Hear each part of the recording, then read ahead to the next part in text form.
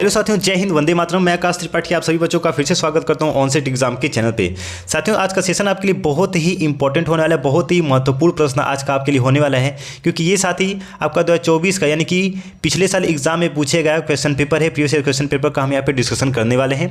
इस पेपर में साथी टोटल हम 25 प्रश्न का डिस्कशन करेंगे। आपको सभी प्रश्न का कमेंट में जवाब देते हुए चलना है और लास्ट में बताना है कि आपने 25 में से कितने प्रश्न का सही जवाब दिया है। तो चलिए आज के सेशन को शुरू करते हैं। उससे पहले सभी साथी एक बार जल्दी से सेशन को लाइक करके अपने सभी साथियों के पास शेयर कर दीजिए और ध्यान देंगे प्रत्येक क्वेश्चन के लिए आपको मात्र 10 सेकंड का समय दिया जाएगा क्वेश्चन को पढ़ने के बाद। चलिए क्वेश्चन फर्स्ट क्या कह रहा है, सदाचारी का विलोम शब्द क्या होगा?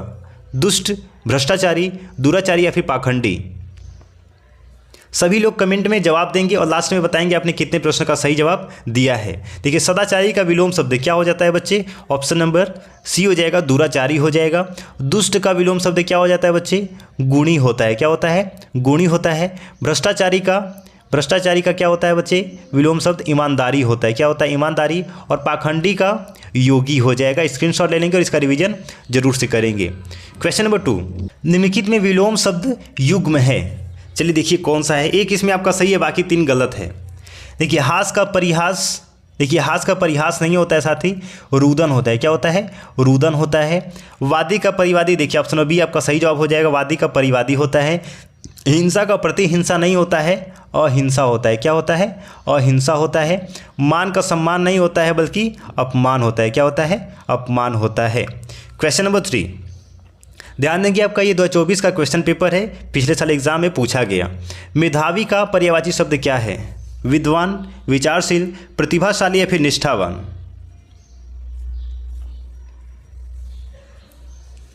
मेधावी का पर्यायवाची शब्द क्या हो जाएगा साथी? प्रतिभाशाली हो जाएगा। Option number C is the right answer. विद्वान का पर्यायवाची क्या हो जाएगा? चलिए हम यहाँ पे नीचे डिस्कस कर लेते हैं।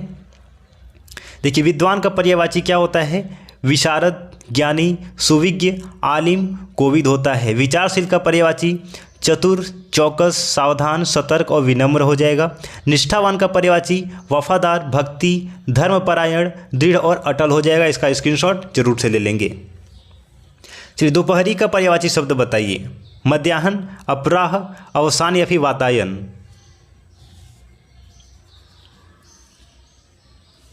दोपहरी का पर्यायवाची क्या हो जाएगा? मध्याह्न हो जाएगा। Option number A is the right answer. Question number 5, निम्नलिखित वाक्यांश के लिए उपयुक्त शब्द का चयन विकल्पों में से कीजिए। जो प्रमाण द्वारा सिद्ध न हो सके उसको क्या कहेंगे? अचिंत्य, अद्वितीय, अनिर्वचनीय या फिर अप्रमेय?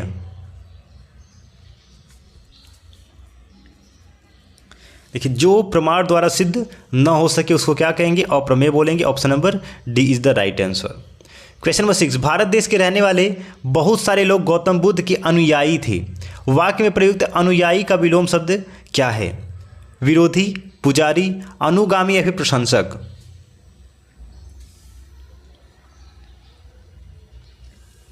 देखिए, अनुयायी का अगर विलोम शब्द की बात करें तो विरोधी हो जाएगा। Option number A is the right answer. पुजारी का क्या होता है? अभक्त हो जाएगा। क्या हो जाएगा? अभक्त हो जाएगा। अनुगामी का विलोम शब्द अग्रगामी होता है। क्या होता है? अग्रगामी होता है। और प्रशंसक का विलोम शब्द क्या हो जाएगा? निंदक हो जाएगा। क्या हो जाएगा? निंदक हो जाएगा। चलिए क्वेश्चन नंबर 7, सभी साथी एक बार सेशन को लाइक करके शेयर कर देंगे और चैनल को सब्सक्राइब कर लेंगे। जीके का आपका शाम 7 बजे क्लास इसी चैनल पे कराया जा रहा है, वो भी 2024 का क्वेश्चन पेपर का डिस्कशन कराया जा रहा है शाम 7 बजे। चैनल को सब्सक्राइब करके रखेंगे। मानव को किस पर उतरने का सर्वप्रथम प्रयास होते हुए असाधारण रूप से सफल रहा? सूर्य, चंद्रमा, दिवाकर या फिर चंद्रयान? बहुत ही आसान सा सवाल है। चंद्रमा हो जाएगा ना। Option number C is the B is the right answer, चंद्रमा। अब देखिए, सूर्य और दिवाकर एक दूसरे के पर्यायवाची हैं, तो सूर्य पे तो उतरेगा नहीं आदमी, चंद्रयान पे तो उतरेगा नहीं, क्योंकि ये तो हमारा एक रॉकेट है ना, एक हमारा डिवाइस है। तो option number B is the right answer, चंद्रमा पे। क्वेश्चन नंबर 8, चंद्र तल पर मानव के पांव के निशान किस क्षेत्र में प्रगति के प्रतीक हैं?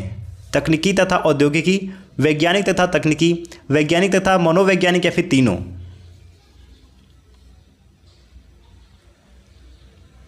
ऑप्शन बी हो जाएगा, वैज्ञानिक तथा तकनीकी।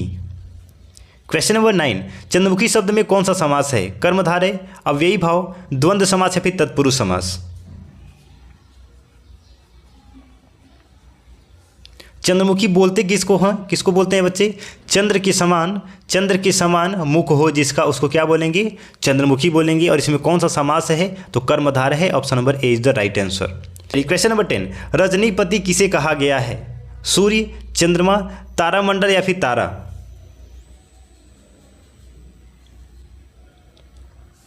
देखिए रजनीपति किसका पर्यायवाची है ये बात कर रहे हैं, तो यह बी नंबर हो जाएगा आपका, चंद्रमा का पर्यायवाची है।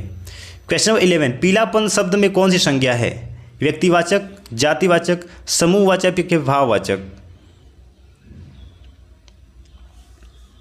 ये पीलापन में भाववाचक संज्ञा है, option number D is the right answer.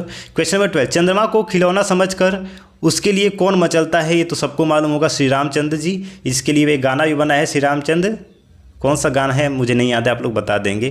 Question number 13, एक बार सभी बच्चे सेशन को लाइक करके शेयर कर देंगे, चैनल को सब्सक्राइब कर लेंगे। प्रगति शब्द में कौन सा उपसर्ग है? प्रग, प्र, प्रा या फिर परा? देखिए गति में प्र लगा हुआ है तब जाके प्रगति बना है। उपसर्ग का मतलब होता है कि एक शब्द से नए शब्द का निर्माण, तो गति में प्र लगा है, ऑप्शन नंबर सी हो जाएगा, प्रगति। क्वेश्चन नंबर 14, मानव की अनगढ़ और अविश्वसनीय कथाएं उसे किसके निकट पहुंचाने में प्रेरणा शक्ति का काम करती रहीं? पृथ्वी के निकट, सत्य के निकट, पहाड़ के निकट या फिर करुणा के निकट?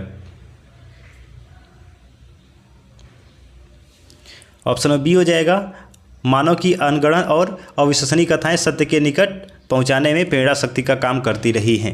क्वेश्चन 15, खून सूख जाना मुहावरे का सही अर्थ क्या होगा? भयभूत हो जाना, कमजोर हो जाना, कड़ी मेहनत करना या फिर भला बुरा सुनना?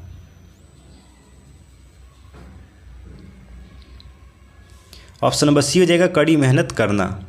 क्वेश्चन नंबर 16, नीति निपुण शब्द में कौन सा समास है? द्वंद्व, तत्पुरुष, कर्मधारय समास या फिर बहुव्रीहि समास? नीति निपुण में कौन सा समास हो जाएगा? तत्पुरुष समास है, option number B is the right answer. Question number 17, नगर का विशेषण शब्द क्या होगा? नगरी, नागरिक, नगरी या फिर नागर? और भारत का भी बताएंगे क्या होगा। देखिए नगर का विशेषण शब्द क्या हो जाएगा? ऑप्शन नंबर बी नागरिक हो जाएगा। उसी तरीके से भारत का क्या हो जाएगा, सभी लोग कमेंट में बताएंगे भारत का विशेषण शब्द क्या हो जाएगा, आपसे पूछा गया है। क्वेश्चन नंबर 18, गोबर गणेश मुहावरे का सही अर्थ क्या होता है? गोबर गणेश की बात करें तो ऑप्शन नंबर ए हो जाएगा, अधिक मूर्ख हो जाना।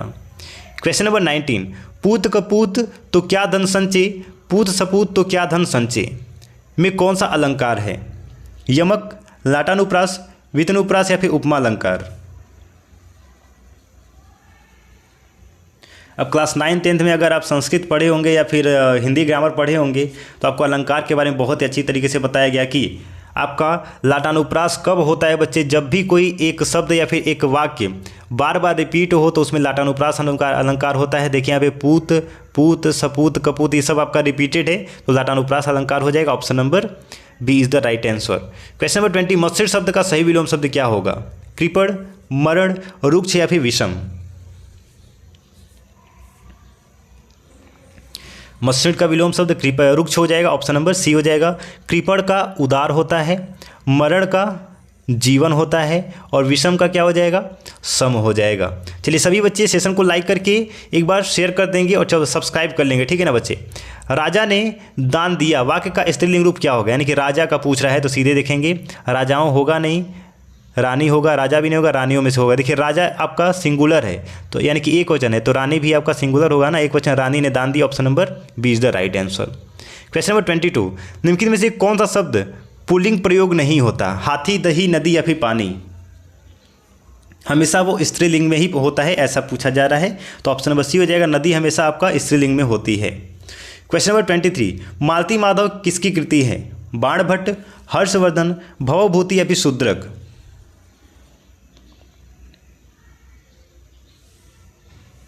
ऑप्शन नंबर सी हो जाएगा, भवभूति की यह कृति है। क्वेश्चन नंबर 24, जातक कथाएं किसके जीवन पर आधारित हैं? वैदिक ऋषि, जैन तीर्थंकर, बोधिसत्व या फिर इनमें से कोई नहीं?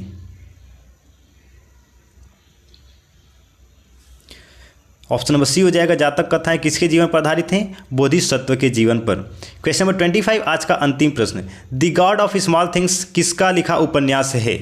शोभा है, कमला दास, अरुंधति रॉय, फिर इंदिरा गोस्वामी? और सभी बच्चे बताएंगे 25 में से आपने कितने प्रश्न का राइट आंसर किया है। सभी लोग कमेंट में लिख के बताएंगे सर मैंने 25 में से इतने प्रश्न का सही जवाब दिया है। बच्चे the God of small thing के उपन्यास किसका लिखा हुआ है बच्चे? अरुंधति रॉय का लिखा हुआ है। Option number C is the right answer. सभी साथी चैनल को सब्सक्राइब कर लेंगे। डेली बच्चे यहाँ पे जीके और हिंदी का दी मोस्ट इंपॉर्टेंट 2024 का क्वेश्चन पेपर डिस्कशन कराया जा रहा है। मिलते हैं साथी नेक्स्ट सेशन में। जय हिंद, वंदे मातरम। बाकी जितनी बच्चों का कल एग्जाम है सभी को ऑनसेट एग्जाम की तरफ से बेस्ट ऑफ लक।